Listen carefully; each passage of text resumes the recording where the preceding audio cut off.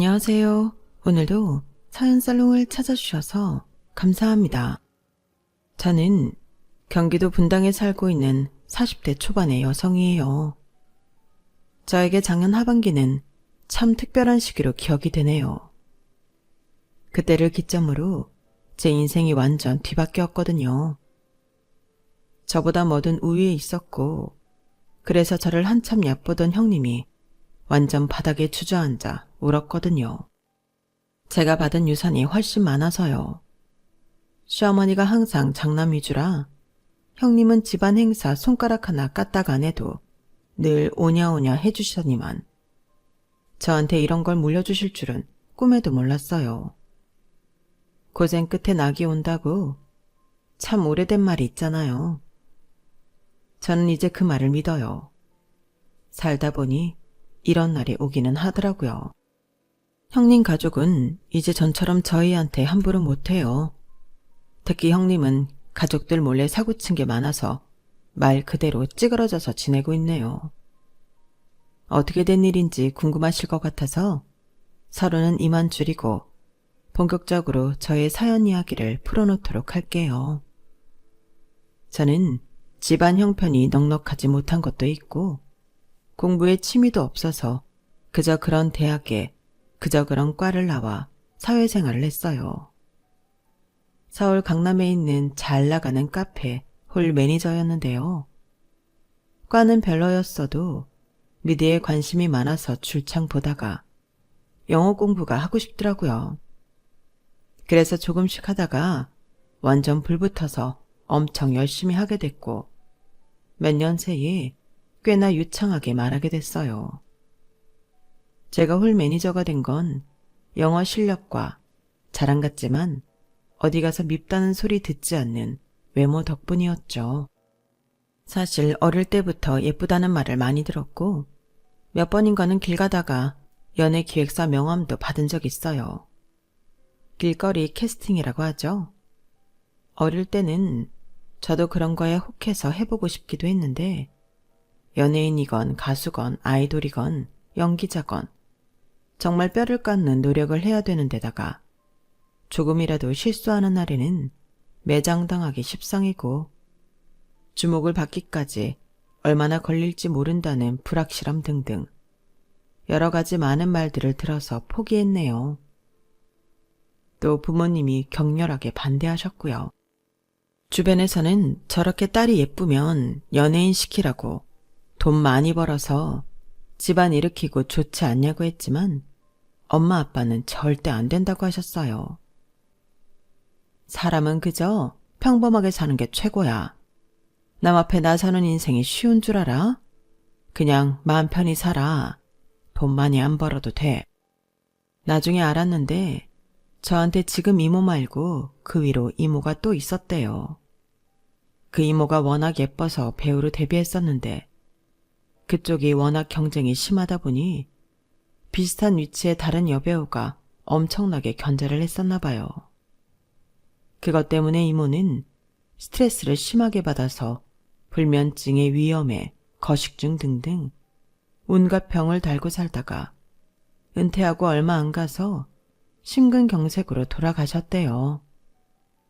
아빠는 당시에 이모가 있던 기획사에서 매니저로 일하다가 그렇게 한 사람이 죽었는데도 다들 슬퍼하기보다는 바로 다음 스케줄 잡고 TV 나가서 웃고 촬영장 가서 연기하는 것에 회의가 느껴져서 관뒀다고 하네요.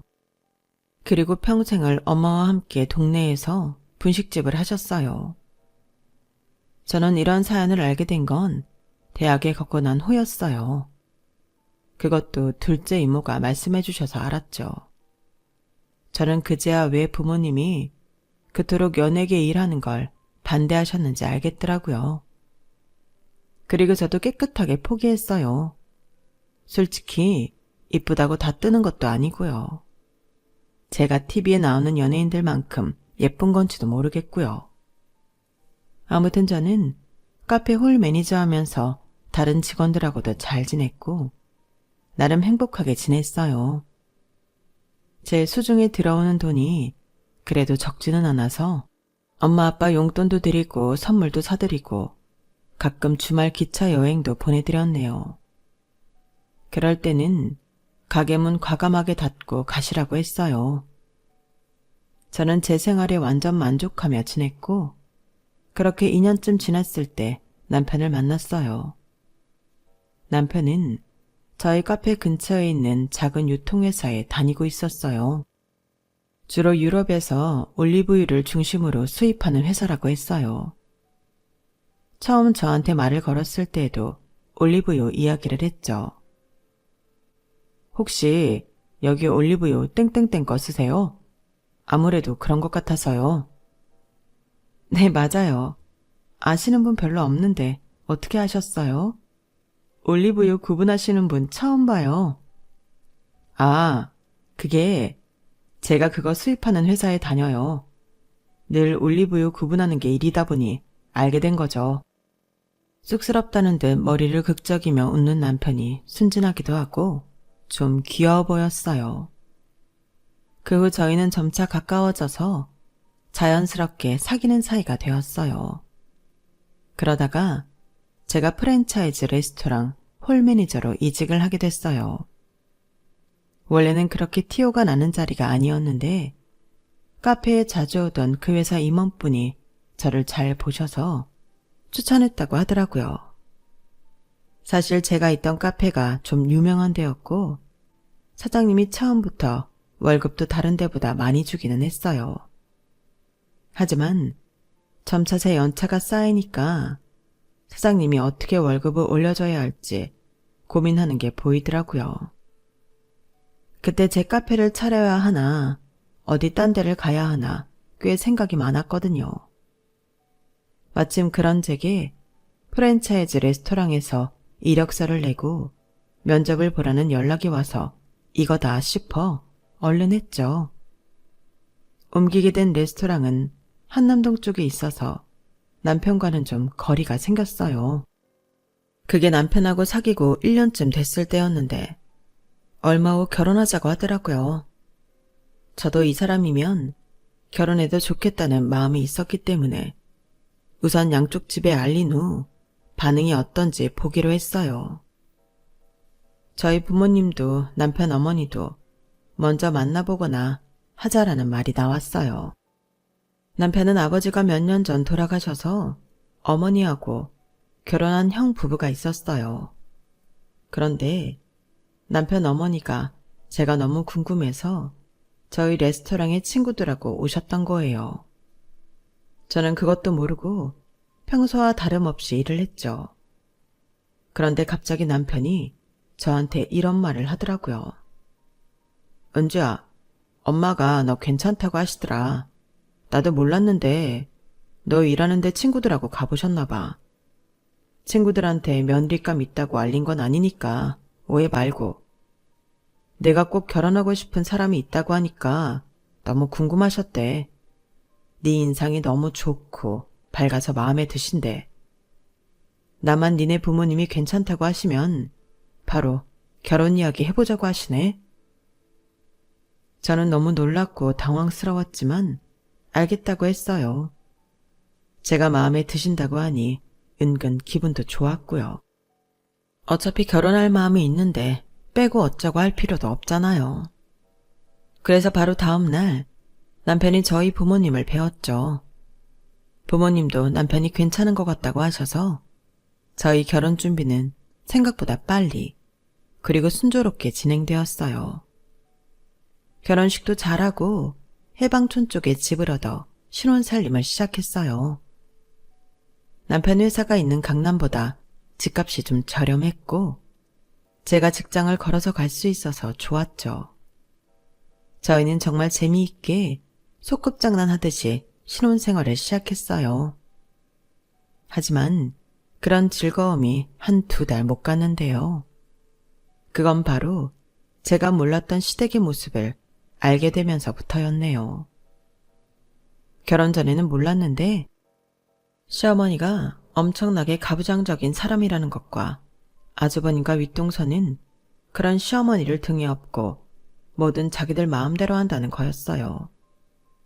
특히 형님은 제가 결혼하고 처음 만났을 때는 안 그랬는데 나중에 시댁에서 만나니까 대놓고 저를 도우미 취급하더라고요. 언제 저랑 연락하고 말을 나눴다고 아주 당연하다는 듯 말이죠. 이제야 오네? 아니, 우리 다 배고파서 손 넘어가겠다. 얼른 들어가서 우리 먹을 과일하고 음료 좀 내와. 나랑 우리 자기는 파스타 먹기로 했으니까 땡땡 파스타에서 주문하고 어머니는 아마 삼계탕 드실 거야. 그쵸, 어머니? 그래, 난 삼계탕이면 된다. 어머니 삼계탕은 땡땡땡에서 주문하면 돼. 거기 전화번호 있어. 동서랑 사방님도 먹고 싶은 거 알아서 시켜. 저는 이게 다 무슨 상황인가 싶었고 얼떨떨해서 일단 부엌에 들어가서 형님이 시키는 대로 과일을 준비하고 음료도 따랐어요. 남편이 불편한 표정으로 들어와서 저를 도왔는데 제가 제일 이상했던 건 시어머니였어요. 형님이 나서서 저렇게 저를 부려먹는데 그걸 당연하다는 듯 가만히 계시니까요. 제 마음을 알았는지 남편이 한숨을 푹 쉬며 이러더라고요. 아, 진짜 결혼해도 이럴 줄은 몰랐는데 사람 고쳐지는 거 아니네. 에휴. 무슨 소리야 그게? 저희가 하는 말이 들렸는지 거실에서 형님이 목청을 높이더군요. 아직 멀었어? 얼른 과일 내오고 음식들 주문해. 일단 저는 시키는 대로 했고 그날 모든 잔심부름과 뒷정리, 설거지, 쓰레기 버리기 등등도 다 저랑 남편이 했어요. 집에 돌아와서 남편은 속상한 표정으로 말했어요. 우리 엄마 완전 구닥다리야. 옛날 사람, 형밖에 몰라. 무조건 장남이 최고, 이런 사람이야. 그래도 너 되게 마음에 들어 하시고 먼저 결혼 이야기도 꺼내서 내가 결혼하면 달라질 줄 알았거든? 설마 하니 이렇게 본가에서 처음 다 같이 모이는 날부터 아주 당연하다는데 부려먹을 줄은 나도 몰랐다. 그럼 나랑 결혼하기 전에는 오빠 혼자 다 이렇게 했다는 거야? 그랬지. 엄마가 절대 나쁜 사람은 아니야. 나도 많이 사랑해 주셨고 배우고 싶은 것도 가르쳐 주시고 다 해주셨는데 절대 선 넘지 말라고 한 게 형이었어. 집안에서는 장남이 전부라나? 엄마 집안도 원래 그 경상도 어디 유명한 그런 집안이 있어. 경상도가 다 그렇단 건 아니고 여튼 아주 가부장적인 그런 데다가 친가도 비슷해서 아주 쿵짝이 잘 맞은 거지. 엄마는 나 절대 형한테 선 넘지 말라고 하고 뭐든 형 말을 먼저 들어줬어. 그건 진짜 지금도 내가 불만인 건데 너한테까지 이럴 줄은 몰랐다. 형수가 저러고 설치는데 어떻게 꼼짝도 안 하시냐?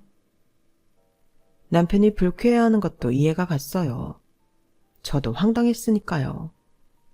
물론 나이 드신 옛날 분들 장남 위주일 수 있고 집안에서는 형님이 저보다 윗사람이니까 기강 잡는 것도 어느 정도는 이해했어요.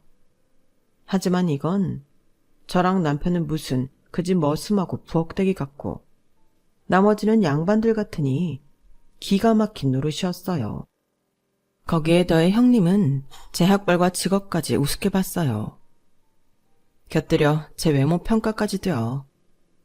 하지만 아주버님도 시어머니도 그런 걸 제지하거나 뭐라고 하는 걸 본 적이 없었어요. 남편이 불쾌한 티를 내면 조금 눈치를 보는 것 같다가 또 그러고는 했고요. 한 번은 굳이 제가 일하는 곳에 친구와 와서 브런치 메뉴를 먹더라고요. 저는 최대한 예의를 지키고 형님 친구분한테도 인사를 하고 제 권한에서 줄 수 있는 서비스로 신상품 디저트를 직접 갖다 줬어요. 이거 저희 VIP 고객님들께 나가는 용도로 만드는 마카롱하고 아이스크림이에요. 한번 드셔보세요. 좋은 시간 보내시고요. 두 사람은 제 앞에서 웃으며 고맙다고 말했어요. 그런데 제가 돌아서자마자 이런 말들이 들려왔어요. 네 동서가 싹싹하긴 하다. 예쁘고 보니까 일도 잘하는 것 같아. 얼굴값 한다 소리는 안 듣겠는데? 서방님 홀린 게 얼굴값 한 거지 뭐. 아니면 이런 데서 일하는 여자 쳐다나 보겠어? 사람이 재주가 없으면 얼굴이라도 이뻐야 된다는 거 딱 재보면 맞는 말이야. 그래야 먹고 살기라도 하지.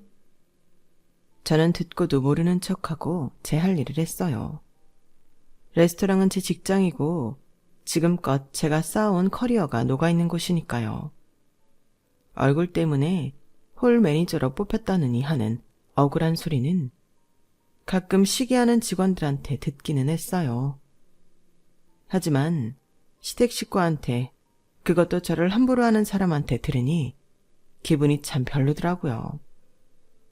저는 모른 척하고 있었지만 속으로는 불쾌하기 짝이 없었어요. 그래도 잊어버리고 일에 열중하려고 노력을 했죠. 하지만 형님은 곱게 넘어가는 법이 없었어요. 그건 계산할 때 일어난 일이었는데요. 제가 홀 전체를 보고 있는데 카운터 직원이 와서 조용히 말했어요. 매니저님, 혹시 매니저님 가족분 돈 안 받는 거 맞아요? 저분 말씀이 매니저님이 알아서 할 거라고 해서 잠깐 확인하겠다고 했거든요. 그날 형님이 먹은 건 저희 레스토랑에서 제일 비싼 것들이었고 와인도 최고급이었어요. 레스토랑이 프랜차이즈였지만 고급형이라 호텔 수준에 맞춘 곳이라서 가격들이 다 만만치 않았어요. 제가 힐끔 카운터 쪽을 보니 형님이 재미있다는 표정으로 저를 보고 있더라고요. 저는 그 순간 더 이상 호구가 되는 건 하지 말아야겠다고 결심했어요. 집안에서 우습게 보는 것도 열받는데 제 직장에 와서까지 저를 물먹이려고 하는 거잖아요. 어쩐지 형님이 왜 일부러 먼 한남동까지 왔나 했네요. 저는 일단 웃으면서 카운터로 갔어요. 음식은 다 마음에 드셨어요? 어떠셨는지 모르겠네요. 그러자 형님 친구분이 제 눈치를 보며 말하더군요. 정말 다 너무 맛있게 잘 먹었어요. 나 여기 말만 듣고 처음 와보는데 진짜 좋네요. 부모님 모시고 한번 오고 싶어요. 오실 때 연락 주세요. 제가 서비스 잘해드릴게요. 그리고 형님, 저희는 자기 부모님이어도 무조건 직원이 다 책임지는 시스템 아니라서요. 제가 가족 할인은 해드릴 수 있어요. 25% 할인은 해드릴게요. 이거 그럼 동서카드로 계산해. 저희가 근무 시간에 자리 이탈하면 안 돼서요. 제가 지금 카드가 없거든요. 제 사물함에 있죠. 누가 카드를 근무 시간에 들고 있겠어요? 저희는 그러면 안 돼요. 그러니까 이건 계산하고 가셔야 돼요. 형님이 계산하실 거죠? 뭐 친구분이 하셔도 제가 25% 해드리라고 할게요. 제 말에 형님은 금세 표정이 험악해지더니 팔짱을 끼고 저를 노려봤어요. 야, 뭐 이까지 레스토랑이 별거라고 그러면 되고 안 되고가 많아. 니들처럼 식당에서 음식이나 나르는 것들이 웬 잘난 척이 이렇게 심해? 그냥 네가 해. 저희 모그룹이 대기업 땡땡땡이에요. 저희도 대기업 사원입니다. 여기 다 정직원이에요. 그래서 저희도 사칙을 지키지 않으면 나중에 불이익 받아요. 어떻게 계산해 드릴까요? 아니면 카드 나눠서 계산하시겠어요? 제가 눈 하나 깜짝 안 하고 사무적으로 대하니 형님은 부들부들 떨었어요. 형님 친구가 오히려 눈치 빠르게 자기 카드를 꺼내더라고요. 형님은 그건 또 자존심이 상했는지 어쩔 수 없이 가방에서 카드를 꺼내더니 저를 차갑게 보더라고요. 나중에 얘기 좀 해 동서. 저는 카드를 바로 카운터 직원에게 건네주었고 계산이 끝난 후 영수증과 함께 받아서 다시 형님 손이 쥐어졌어요. 조심히 가세요.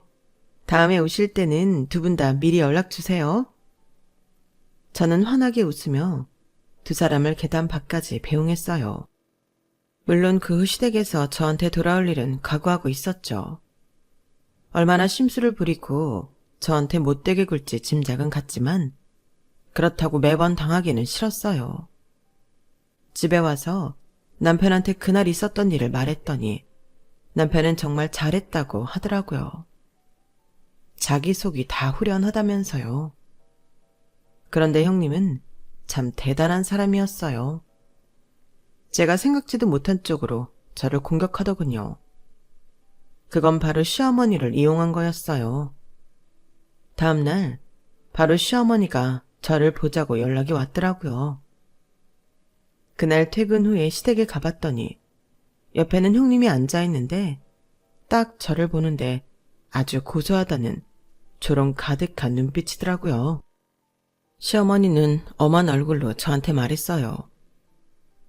둘째, 듣자 아니 네가 큰애를 친구 앞에서 창피를 줬다는데 그게 사실이냐? 큰애는 네가 일하는 곳이니까 당연히 네가 계산할 거라 여겼는데 친구 앞에서 너무 사무적으로 계산하라고 그렇게 얘기해서 부끄럽고 민망했다더구나. 만약 그렇더라도 일단 네가 처리하고 나중에 네 형님한테 잘 말해볼 생각 없었니? 그러면 다들 좋게 끝났잖아. 어떻게 아랫사람이 윗사람 망신을 줘? 우리 집에서는 그런 일 있을 수 없다. 큰애는 장남 집안이야. 우리 집이 얼마나 장남을 중요하게 생각하는지 너도 이제는 알 거 아니니? 집안마다 가풍이 다르니까 적응할 시간은 필요하겠다만 너도 다시는 이런 실수 안 했으면 좋겠구나. 얼른 큰애한테 사과하고 그날 큰애가 계산한 건 네가 돈을 붙여주고 마무리하자. 뭐라고 말했는지는 모르지만 시어머니는 저를 단단히 오해하는 눈치였어요. 그러니까 그날 식사값을 저보고 보내라고 하죠. 형님은 옆에서 아주 애처로운 표정으로 가증스럽게 연기를 했어요. 아니에요, 어머니. 그렇게까지 안 해도 괜찮아요. 제가 웬만하면 그냥 넘어갈 수 있는데요. 제가 친구 앞에서 너무 부끄럽더라고요. 저희 집안 기간 엉망이라고 생각하길래 어쩔 수 없이 말씀드린 거고, 그리고 동서가 저를 뭔가 오해하는 것 같아요.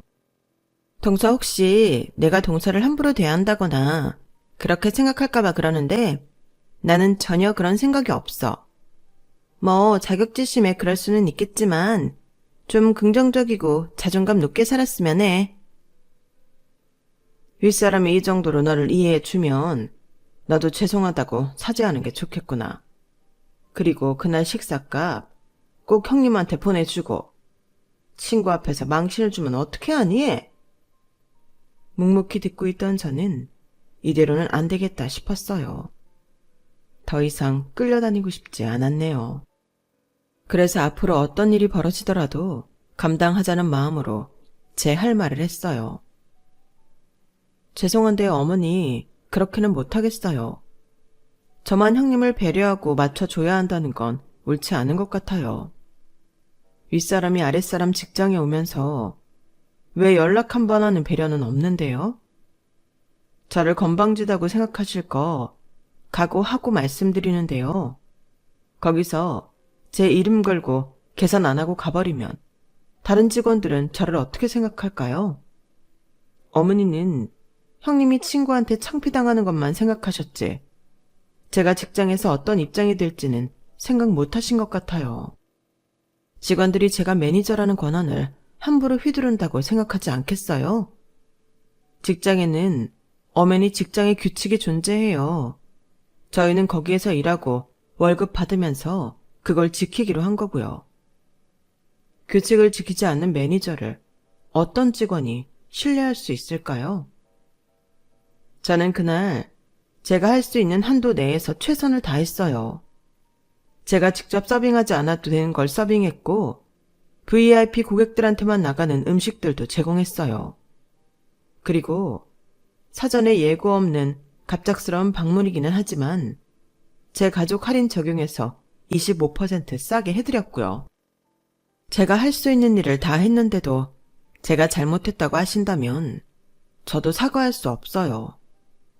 형님이 저를 당혹스럽게 만든 거는 왜 생각 못 하시는지 모르겠어요. 집안마다 가풍이 있다는 거 아는데요. 아무리 장남이 중요하다고 해도 그 집에 다른 사람들도 감정이 있고 밖에 나가서는 장남, 차남 상관없이 그냥 한 인격체예요. 자기 몫을 하는 사람들이라고요. 그렇지 않으면 저희가 밥벌이를 할 수 없겠죠. 사실 저 이해 안 가는 거 많지만 그건 집안일이니 제가 적응하는 겁니다. 그런데 직장에서까지 집안 규칙을 갖다 댈 수는 없어요. 그 점 이해해 주셨으면 좋겠고요. 저희도 나름대로 계획이 있는데 함부로 지출할 수 없거든요. 그날 형님이 25% 할인 받고 나온 가격이 52만 원인데 저는 그거 쉽게 쓸 수가 없어서요. 그 점 양해해 주세요. 그럼 저는 이만 가보겠습니다. 제 말에 시어머니는 깜짝 놀라 눈이 커졌고 형님도 의외의 반응이었는지 아주 경악할 표정을 짓더라고요. 어머, 어머니, 제 말하는 것 좀 보세요. 어머, 세상에. 아무리 가방끈 짧고 무식하다고 해도 저 정도일 줄 몰랐어요. 어쩜 저래요, 어머니? 어머니 앞에서 따박따박 말대꾸하는 것 좀 보세요. 네, 제가 학벌도 별로고 얼굴 반반해서 이렇습니다. 늘 그렇게 생각해 오셨잖아요. 저는 차분하고 싸늘하게 형님한테 말했어요. 둘째 너, 정말 이대로 갈 거라고? 진심이니? 네. 어머니, 제가 마음에 안 드셔도 저도 제 자존심을 지켜야겠어요. 아무리 시댁 어른들이라고 해도 더는 저 자신을 상처 입히고 싶지 않네요. 그럼 가보겠습니다. 저는 마음을 굳게 먹고 시댁을 나왔어요. 그 다음은 안 봐도 뻔하죠. 시어머니가 남편한테 전화를 해서 제가 한바탕 하고 갔다고 했고 남편은 그걸로 저한테 뭐라고 하는 게 아니고 아주 뜨뜻미지근하게 반응했다고 해요. 그러니까 결혼하고 변했다고 하시더래요. 그러거나 말거나 자기도 엄마가 좀 변했으면 좋겠다고 했는데 안 통하다라는 거죠. 그 후에는 저한테 시댁 출입 금지 명령이 떨어졌어요. 시어머니가 저를 안 보고 싶다는 거죠. 저도 그냥 그걸 받아들였네요. 그렇게 두어 달쯤 지났을 때 남편이 하는 말이 이렇더라고요. 근데 엄마가 나랑 둘이 있을 때 슬쩍 이러더라. 형수가 자기 레스토랑 가서 52만 원씩이나 먹은 건 너무했대. 그것도 25% 할인인데 말이야. 남편은 시어머니 심경에 뭔가 변화가 있는 것 같다고 했어요. 하지만 제 출입 금지 명령이 풀린 건 아니었어요. 저는 그러려니 하고 있었어요. 신경이 안 쓰이는 건 아니었어요. 시어머니 생신 때에는 선물도 정성스럽게 준비해서 남편 통에 보냈고요. 형님은 저를 아주 천하의 못된 년을 만들며 남편 듣는 데서도 여우가 사람을 홀렸다는 둥 그딴 말을 했다는군요. 그러다가 일이 터졌어요. 시아버지 제사를 얼마 앞두지 않았을 때였어요. 저는 제가 먼저 시어머니한테 전화를 드려서 제가 제사 준비하러 가겠다고 말하려던 참이었는데요. 갑자기 형님한테서 연락이 온 거였어요. 한 6개월 만이었던 것 같아요. 근데 그 내용이 진짜 기가 막혔어요. 동서, 지금 땡땡 대학병원 응급실로 가봐. 어머니가 쓰러지셨다고 연락이 왔는데 나는 지금 중요한 약속이 있어서 그래. 그러니까 일단 동서가 가 있어. 서방님도 부르고. 네? 어머니가 쓰러지셨어요? 아니 그러면 형님도 바로 가셔야죠. 아무리 중요한 약속이어도 어머니가 쓰러지셨는데요. 아, 나도 내 생활이 있잖아. 어떻게 그런 갑작스러운 일에 일일이 다 맞추라는 거야? 나는 연락했다. 어머니 저렇게 혼자 응급실에 둘 거 아니지? 얼른 가봐. 저는 너무 당황했지만 서둘러 병원으로 가면서 남편한테도 연락했어요. 남편도 곧 온다고 했고요. 시어머니는 뇌졸중이 와서 출혈이 좀 있다고 했어요. 얼른 처치를 했고 며칠 입원을 해야 한다더라고요. 다행히도 목숨은 건졌지만 시어머니는 몸 한쪽이 조금 마비가 되고 말을 제대로 못하는 등 몇 가지 후유증이 남았어요. 누군가 옆에서 계속 시중을 들어야 했어요. 그런데 아주버님하고 형님한테 연락이 안 되더라고요. 태어날 때 아주버님은 왔는데 형님은 아예 보이지도 않았어요. 제 손을 잡고 아주버님 차에 타시던 시어머니는 떠듬대면서 말씀하셨어요. 큰애는 어딨어? 어머니, 형님 본가로 오실 거예요. 오신다고 했대요. 그렇죠, 아주버님? 하지만 아주버님은 운전석 문을 열어놓고 다른 데만 쳐다보고 있더라고요. 시어머니가 아픈 것만 아니면 이딴 싸가지가 집안 장남의 태도냐고 한바탕 퍼붓고 싶었네요. 그런데 아주버님은 본가에 와서도 우물쭈물 저한테 이것저것 떠넘기더니 후딱 가버렸어요. 형님한테 문자를 남겨도 오지 않았고요. 시어머니는 계속 큰애 하며 형님만 찾았어요. 저와 남편은 그날 작정하고 아주버님 댁을 찾아갔어요. 저렇게 장남 가족만 찾는데 어떡할 거냐고요. 그런데 형님이 이러더라고요. 집안에 장남이 잘 돼야 된다는 게 어머니 뜻 아니에요? 근데 어머니 병간호 때문에 시간하고 에너지 뺏기면 이 사람도 그렇고 저도 피아노 레슨하는데 집중할 수가 없어요. 물론 우리도 할 도리는 할 건데 일단 어머님 좀 회복하실 때까지는 서방님 쪽에서 주로 해주면 좋겠는데요. 그걸 어머니도 더 바라지 않으실까요? 장남 위해 주시니까요. 그 자리에는 7살 난 아주버님 부부딸도 있었어요. 애 앞에서 싸울 수도 없고 저희는 어이가 없었네요. 이런 식으로 저희한테 짐을 떠넘기는 게 보이잖아요. 아주버님은 자기네가 매달 얼마씩 부담하겠다며 좀 해달라고 하더라고요. 일단 저희는 어머니 아픈 걸로 싸우고 싶지 않아 집에 와서 의논을 했어요. 그리고 일단 저희가 본가로 들어가기로 했네요. 저희 둘 다 출퇴근하는 게 힘들어지지만 어쩌겠어요. 저희는 낮에는 도우미를 불러 시어머니를 케어하고 다른 때에는 저희가 직접 시중을 들었어요. 그러느라 정말 여행 한 번을 제대로 못 갔어요.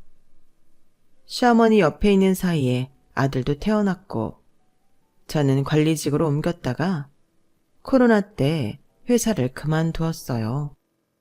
당시 상황이 요식업계가 모두 어려울 때이고 저는 사실 진작에 창업을 했어야 하는 사람인데 계속 회사를 다니고 있었거든요. 승진을 하고 사무실에서 자리를 잡는 방법도 있기는 했지만 별로 그러고 싶지는 않았어요. 시어머니 병간호만 아니었으면 팔 걷어붙이고 나서서 창업도 했을 거예요. 하지만 남편도 점점 시어머니 병간호에 지쳐가고 있는데 저까지 밖으로 나가면 안 될 것 같았어요. 아이 육아도 해야 했고요. 아주버님과 형님은 돈은 보냈지만 거의 찾아오지 않았어요. 명절 같은 때에나 시어머니 생신 때는 마지못해 얼굴을 내밀었지만 거의 연락도 없었고 발길을 끊었다고 봐도 무방했죠. 시어머니는 명절만 기다리고 살더라고요. 그때야 그렇게 애지중지하는 큰아들 부부랑 큰손녀를 보니까요. 그러기를 7년. 저도 제 인생의 꿈은 거진 포기했을 때 시어머니 상태가 악화가 됐어요. 이제 얼마 남지 않은 것 같다고 하자 그제야 아주버님과 형님이 딸을 데리고 우르르 나타나서는 눈물 콧물 짜며 손을 잡고 아주 효부인 척 하더라고요. 저는 가짜나서 뒤에서 지켜보기만 했네요. 그런데 참 시어머니도 시어머니더라고요. 큰아들 사랑이 어찌나 지극하신지 그 와중에도 큰애, 우리 큰아들, 우리 큰손녀 하는데 빈정상했어요. 그동안 자기 옆에 있어준 건 저희 가족이잖아요. 시어머니는 상태가 안 좋다가 잠시 정신이 드셨을 때 형님 손을 꼭 잡더니 이런 말씀을 하셨어요. 내가 벌써 유언장 정리는 다 해놨어. 니들 재산상속 변호사랑 다 해두었다. 어머니 너무 감사해요. 아프신데 하시느라 얼마나 힘드셨어요. 정말 형님을 한 대 쥐어 받고 싶을 정도로 얄밉더군요. 시어머니는 계속 말을 했어요. 내가 우리 큰아들한테는 강남 아파트 준다고 해놨어. 어머니, 제가 그거 갖고 싶었던 거 알고 계셨군요. 너무 감사해요, 어머니. 형님은 시어머니 손을 꼭 잡고 더 울면서 호들갑을 떨었어요. 시어머니는 멀찍이 있는 저를 보면서 말씀하셨어요. 둘째야, 니들은 경기도에 있는 땅 그거 받으면 된다. 순간 형님과 아주버님 입가에 비웃음이 팍 퍼지는데 와, 진짜 인간들이 이렇게까지 재수없을 수 있나 싶었네요. 저랑 남편은 싸늘하게 서로를 보며 한숨을 쉬었어요. 저희가 알기로 그 경기도는 거의 버려진 땅이었거든요. 물론 평수가 되게 큰데 거기가 계속 묶여 있어서 아무것도 못한다고 들었어요. 거기를 우리 주겠다는 거죠. 30억짜리 강남 아파트는 형님네 주고요. 아픈 와중에도 장남에 대한 시어머니의 극진함은 정말 대단하다 싶었네요. 저희는 그냥 받아들이자 했어요. 어차피 시댁 재산에 크게 기대하지 않기로 했거든요. 그러고 살았고요. 장례식이 끝나고 형님은 바로 검은 옷을 벗고 일상복을 입더니 저한테 한마디 하더군요. 우리 집 가풍으로 보면 원래 모든 유산은 장남건데 그 땅은 안 건들게. 그동안 어머니 모시느라 애썼어. 저는 쳐다도 안 보고 돌아섰어요. 이제 시어머니도 없는데 저런 재수없는 여자랑 마주하고 싶지 않았거든요. 앞으로 더는 보고 싶지 않았어요. 그 주가 지나고 변호사한테서 연락이 왔어요. 저희가 받은 땅을 확인하러 가야 한다고요. 한숨이 푹 나왔지만 알겠다고 했어요.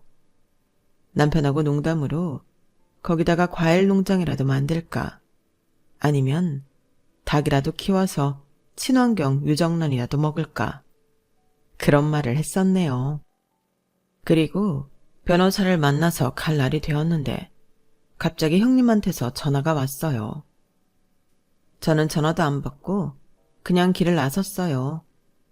계속 전화며 문자가 오길래 도착할 즈음에 문자를 봤더니 이런 내용이었어요.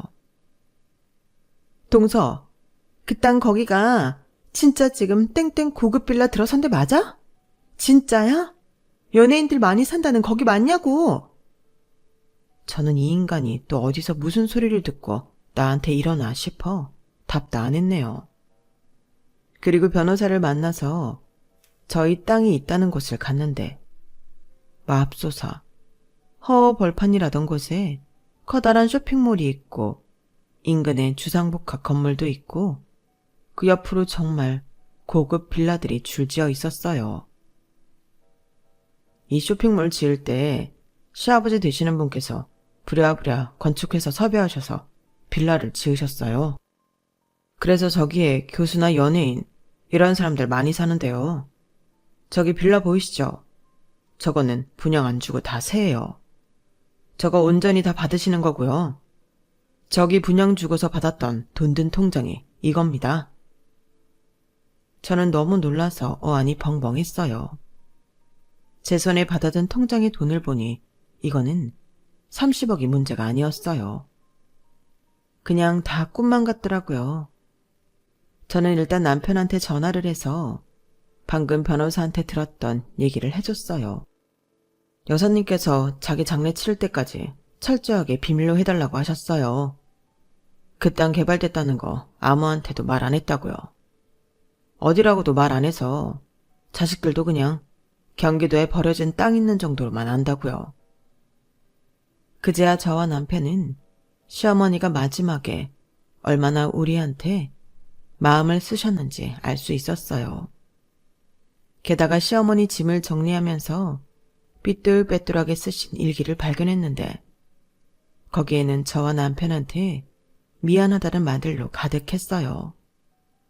시어머니도 후회가 많았던 것 같아요. 단 한 번 제대로 찾아오지 않는 장남 부부를 보고 자기가 건강할 때는 그렇게 입속에 혀처럼 굴던 형님이 전화조차 안 하는 걸 보고 많은 걸 느끼셨나 보더라고요. 야, 우리 집은 원래 모든 상속을 장남이 받는 거 알지? 그러니까 그거 우리한테 내놓으라고. 형, 이거 엄마 유언대로 다 집행한 거니까 해볼 테면 해봐.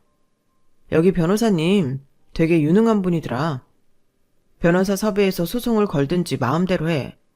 그러면 나도 형이 받은 강남 아파트 반으로 나누는 거 소송할 테니까 그런 줄 알아.